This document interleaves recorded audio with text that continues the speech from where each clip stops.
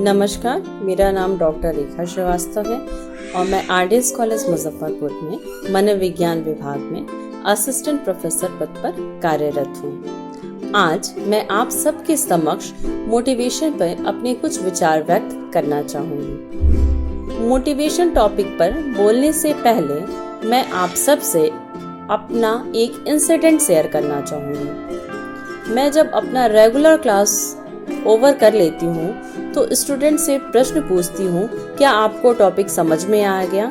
अगर कोई डाउट है तो पूछ ले।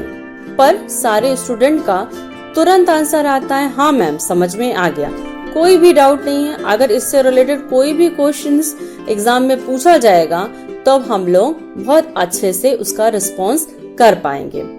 उसके बाद से हम उन सारे बच्चों को उस पर्टिकुलर टॉपिक जो मैंने क्लास में पढ़ाया है उस पे असाइनमेंट देते हैं, कुछ क्वेश्चंस पूछते हैं और जब वो बच्चे नेक्स्ट बार क्लास में आते हैं तो मैं उस असाइनमेंट के बारे में पूछती हूँ। तो पता चलता है कि हर स्टूडेंट का लगभग एक ही जैसा रिस्पॉन्स आ गया कि मैम हम असाइनमेंट नहीं कर पाए। क्यों? क्योंकि मेरी तबीयत खराब हो गई।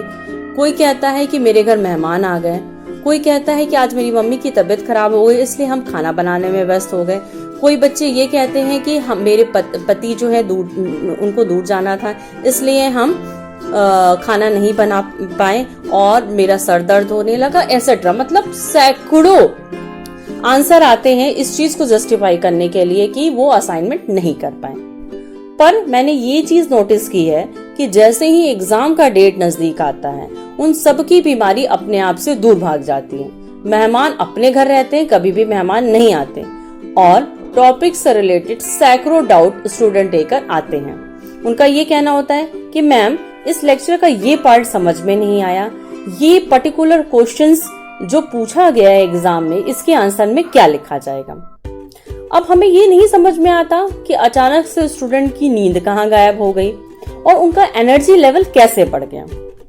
यानी इसका आंसर क्या है? इसका आंसर है मोटिवेशन। यहाँ पर स्टूडेंट के मन में एग्जाम नामक जो वर्ड है वो एज अ मोटिवेटर काम करके आया, जो उसकी एनर्जी लेवल को बढ़ा दिया, उसके काम करने की क्षमता को भी बढ़ा दिया। यानी मोटिवेशन जो है इंसान की लाइफ में, हर एक व्यक्ति के लाइफ में बहुत जरूरी होता है। आज अगर हम बात करें हर एक ऑर्गेनाइजेशन में, चाहे वो मल्टीनेशनल कंपनीज हो, प्राइवेट सेक्टर्स हो या गवर्नमेंट सेक्टर हो, हर एक सेक्टर में करोड़ों रुपए खर्च किए जाते हैं ताकि एम्प्लॉयज के लिए ट्रेनिंग अरेंज कर दी जाए। ये ट्रेनिंग किससे संबंधित होता है? उनके मोटिवेशन, उनकी मोटिवेशन लेवल को बढ़ाने के लिए कि किस तरह उनका मोटिवेशन लेवल हायर हो जाए और वो पर्टिकुलर टारगेट के लिए अच्छी तरीके से कार्य कर पाए। अगर हम समाज में देखें कि हर एक दिन क्राइम बढ़ता चला जा रहा है, क्यों ऐसा क्यों होता है? तो इन सब के पीछे आंसर आता है कि मोटिवेशन, यानी हमारे व्यवहार की क्यों और कैसे पक्ष का उत्तर मोटिवेशन दे पाता है। अब हम इन टॉपिक पे विचार करेंगे कि हमारी लाइफ में मोटिवेशन की आवश्यकता क्यों होती है, यानी why do we need of motivation. इसका पहला उत्तर है कि यदि हम अपने अंदर की शक्तियों को बाहर लाना चाहते हैं, अगर हम अपने लक्ष्य की दूरी को कम करना चाहते हैं, यदि हम अपनी फुल एनर्जी के लेवल के साथ काम करना चाहते हैं, यदि हम इस दुनिया में कुछ अच्छा देना चाहते हैं, अगर हम लोगों की हेल्प करना चाहते हैं या लोगों के प्रेरणा स्रोत के रूप में काम करना चाहते हैं, तो हमें मोटिवेशन की आवश्यकता होती है। अब हम इस बात पे विचार करेंगे कि मोटिवेशन का लिटरल मीनिंग क्या होती है, मोटिवेशन को कैसे डिफाइन किया जा सकता है, मोटिवेशन की क्या टाइप्स होते हैं और मोटिवेशन का कौन सा पक्ष हमारे लिए बहुत इम्पोर्टेंट होता है। अगर हम मोटिवेशन के लिटरल मीनिंग की बात करें तो मोटिवेशन वर्ड लैटिन भाषा के मूवर से बना हुआ है, जिसका अर्थ होता है टू मूव, अर्थात गति करना। अर्थात वे सभी कार्य जो व्यक्ति को गति प्रदान करते हैं मोटिवेशन कहलाते हैं। यानी मोटिवेशन वो क्षमता है जो व्यक्ति के कार्य करने की क्षमता को बढ़ा देता है। मोटिवेशन प्राणी का इंटरनल स्टेज होता है। मोटिवेशन को डिफाइन करते समय कहा जाता है कि मोटिवेशन एक या एक से अधिक अवस्थाओं का एक सेट होता है जो व्यक्ति को कार्यशील यानी टर्न ऑन करता है, उसके बिहेवियर को, उसे लक्ष्य की प्राप्ति की ओर डायरेक्ट करता है तथा इस लक्ष्य की प्राप्ति तक उसके व्यवहार को बरकरार रखता है। यानी a set of one or more conditions which active or turn on behavior, direct the behavior towards some goal and maintain behavior until the goal is reached। यानी मोटिवेशन हमें किसी भी कार्य को करने के लिए उत्प्रेरित करता है, जागृत करता है, व्यवहार को लक्ष्य की प्राप्ति की ओर निर्देशित करता है तथा जब तक वो लक्ष्य की प्राप्ति ना हो जाए उसके अंदर एक बेचैनी की मात्रा को बनाए रखता है। यानी अभिप्रेरणा हर एक व्यक्ति के लिए बहुत ही आवश्यक है। अभिप्रेरणा की कुछ विशेषताएं बताई गई हैं। उसमें सर्वप्रथम विशेषता यह है कि अभिप्रेरणा या मोटिवेशन एक व्यक्ति की इंटरनल स्टेट होती है। दूसरा, यह इंटरनल स्टेट किसी न किसी नीड के कारण उत्पन्न होती है। यानी मोटिवेशन का अगर स्टार्टिंग पॉइंट की बात की जाए तो किसी भी व्यक्ति के मोटिवेशन का स्टार्टिंग पॉइंट नीड होता है। तीसरी कैरेक्टरिस्टिक्स है कि व्यक्ति इस मोटिवेशन की कंडीशन में बहुत ही रेस्टलेसनेस की फीलिंग करता है, जिसको दूर करने के लिए व्यक्ति एक्टिव होता है। यह मोटिवेशन व्यक्ति को लक्ष्य प्राप्ति तक जारी रखता है।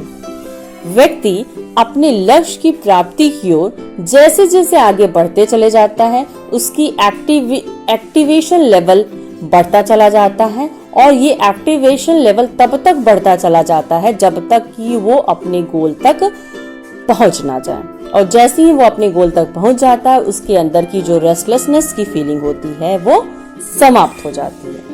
तो ये कुछ कैरेक्टरिस्टिक्स है मोटिवेशन की। अब हम टाइप्स ऑफ मोटिव्स के बारे में बात करेंगे। बेसिकली मोटिवेशन को दो पार्ट में डिवाइड कर सकते हैं या मोटिव्स के दो पार्ट होते हैं। पहला पार्ट जिसको हम जैविक प्रेरक या बायोजेनिक मोटिव्स कहते हैं। दूसरा पार्ट होता है सामाजिक प्रेरक जिसको हम सोशियोजेनिक मोटिव कहते हैं। जैविक प्रेरक या बायोजेनिक प्रेरक को हम प्राइमरी मोटिव या फिजियोलॉजिकल मोटिव या इनबॉर्न मोटिव कहते हैं। इसके अंतर्गत हम भूख, प्यास, निद्रा, यौन इत्यादि को रखते हैं। इन सारे बायोजेनिक मोटिव का जो बेस होता है वो फिजियोलॉजिकल होता है। यानी इन सारे बायोजेनिक मोटिव पे इन्वायरमेंट का या किसी ट्रेनिंग का या लर्निंग का कोई भी प्रभाव नहीं पड़ता, क्योंकि ये इनबॉर्न होता है, यानी ये जन्मजात प्रेरक होते हैं। ये वो प्रेरक होते हैं जो विभिन्न व्यक्तियों के व्यवहार में समानता को प्रदर्शित करते हैं और ये सारे प्रेरक की जो प्रबलता होती है वो बहुत ही ज्यादा होती है। दूसरा टाइप है मोटिव का, वो होता है सोशियोजेनिक मोटिव जिसको हम सामाजिक प्रेरक कहते हैं। सामाजिक प्रेरक का अर्थ ऐसे प्रेरक से होता है जो वातावरण के प्रभाव से सीखे जाते हैं। यानी ये प्रेरक जन्मजात नहीं होते हैं, व्यक्ति इसे अपने एनवायरनमेंट से सीखता है।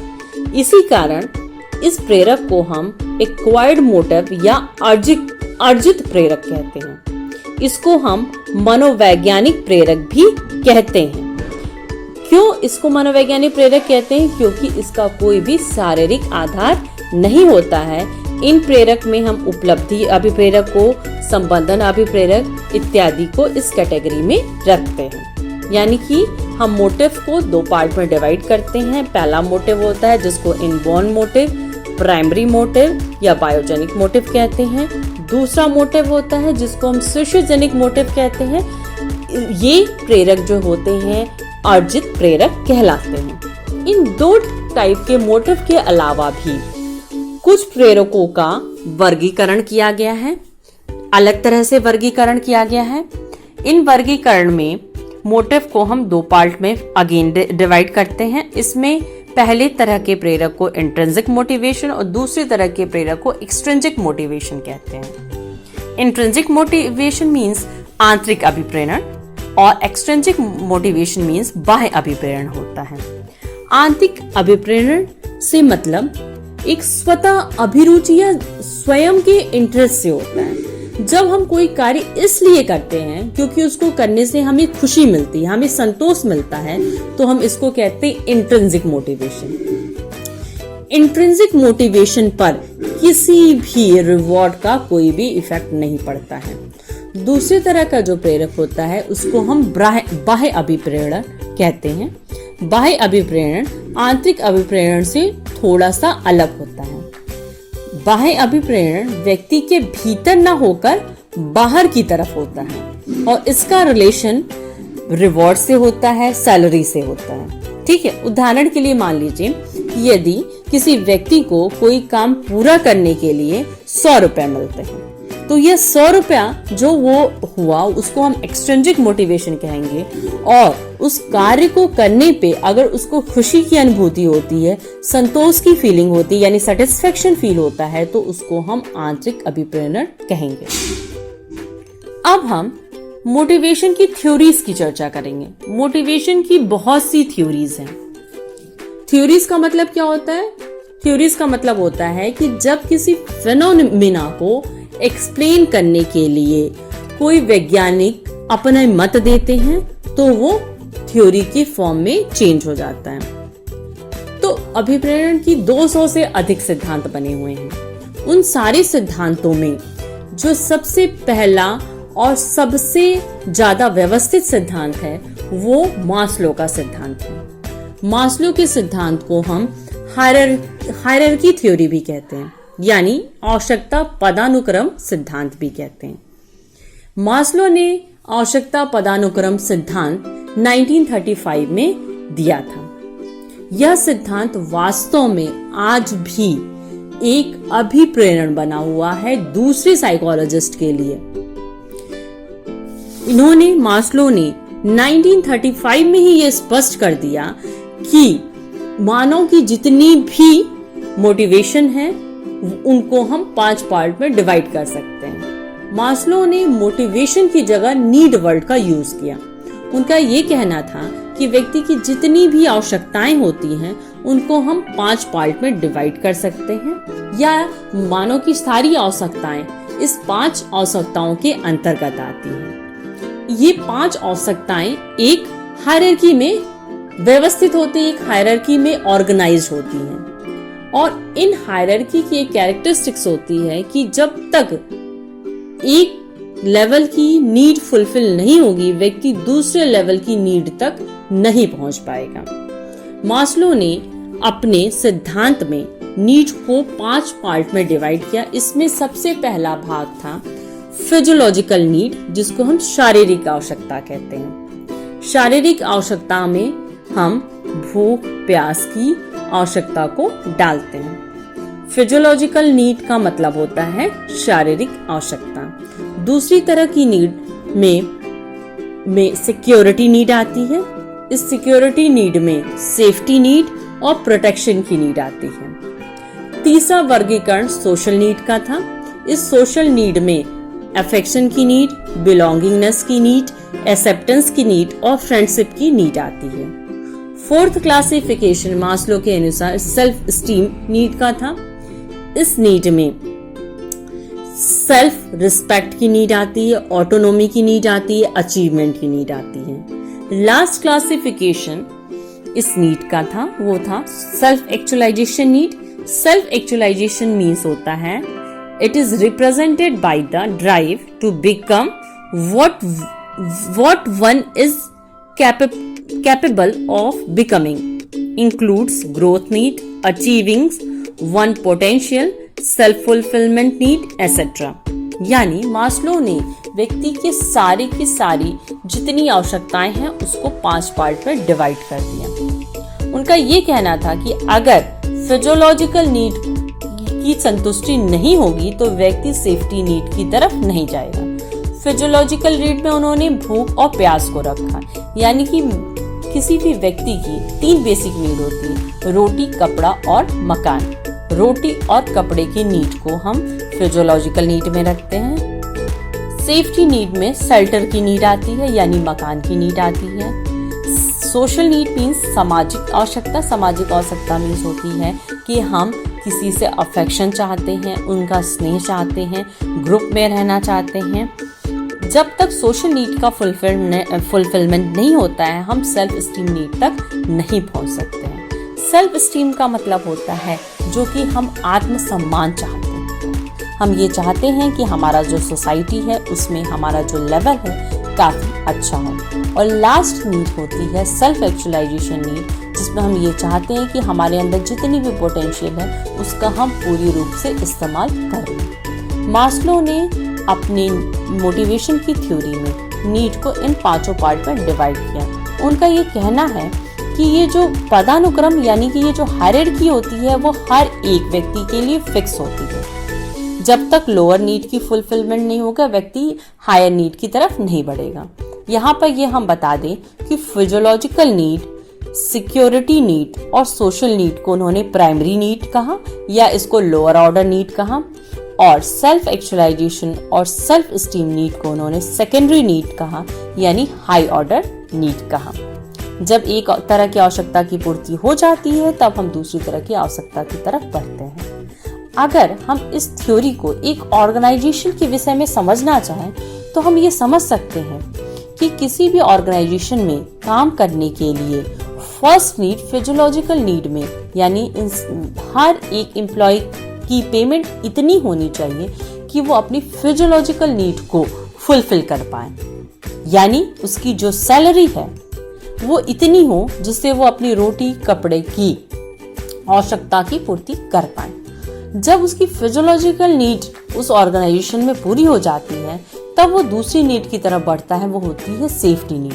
मतलब वो ये चाहता है कि जो उसकी नौकरी हो वो परमानेंट हो, उसे निकाला नहीं जाए, यानी वो अपने नौकरी में एक तरह की सेफ्टी की फीलिंग चाहता है, अपनी सिक्योरिटी की फीलिंग चाहता है।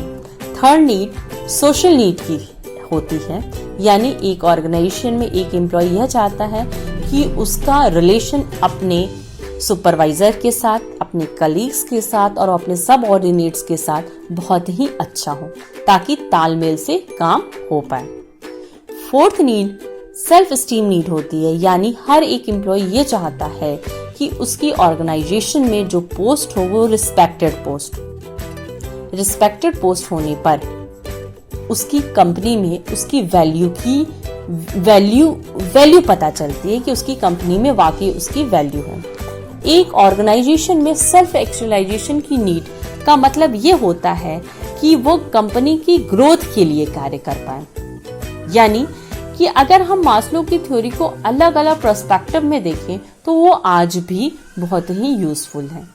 परंतु कहा जाता है ना कि हर एक थ्योरी में कुछ ना कुछ क्रिटिसिज्म जरूर होते हैं। फॉर एग्जाम्पल मास्लो ने ये कहा कि ये जो हायरार्की होती है वो फिक्स होती है, परंतु ये हमेशा सही नहीं जान पाता। कभी कभी हम कोई ऐसी नौकरी भी हमें मिलती है जिसमें हमें बहुत सी सैलरी ऑफर की जाती है, ठीक है, परंतु हम वो जॉब इसलिए नहीं करते हैं क्योंकि उस जॉब से हमें किसी भी तरह की सेल्फ एस्टीम की फीलिंग नहीं होती। यानी कि अगर हमें 20,000 चाहिए किसी नौकरी से और वो नौकरी हमें 30,000 जो है देने के लिए तैयार हो जाते हैं, परंतु वो जो ऑर्गेनाइजेशन है वो रिस्पेक्टेबल नहीं है, तो हम उस ऑर्गेनाइजेशन में काम नहीं करेंगे। अर्थात हम फिजियोलॉजिकल नीड के बारे में पहले ना सोच के हम अपने सेल्फ एस्टीम नीड के बारे में सोचते हैं। परंतु फिर भी मास्लो की ये थ्योरी आज भी वर्तमान समय में काफी उपयोगी है और ये हर एक पर्सपेक्टिव में सही उतरती है। मोटिवेशन के संबंध में आज मैं मैंने आप सबको उसकी मीनिंग, उसके टाइप्स और उसकी एक थ्योरी की चर्चा की। इस संबंध में अगर आप कोई भी प्रश्न पूछना चाहें तो पूछ सकते हैं। धन्यवाद।